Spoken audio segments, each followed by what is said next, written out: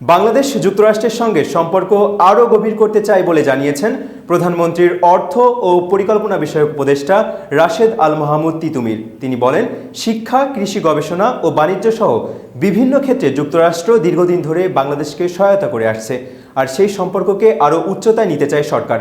সচিবালয়ে সফররত মার্কিন বাণিজ্য প্রতিনিধি ব্রেন্ডান লিন্সের সঙ্গে বৈঠক শেষে তিনি একথা বলেন। তিতুমির জানান, পারস্পরিক বাণিজ্য চুক্তির মাধ্যমে দুই দেশের অর্থনৈতিক সম্পর্ক আরও শক্তিশালী করার বিষয়ে আলোচনা হয়েছে। বিশেষ করে বাংলাদেশের রপ্তানি বাজার আরও সম্প্রসারণের বিষয়ে গুরুত্ব দেওয়া হয়েছে।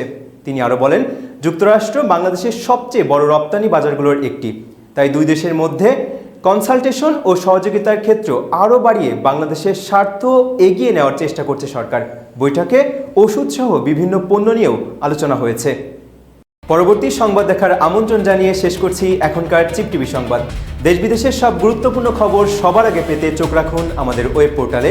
এছাড়া ফলো করুন চিপ টিভির অফিসিয়াল ফেসবুক পেজ এবং ইউটিউব চ্যানেল।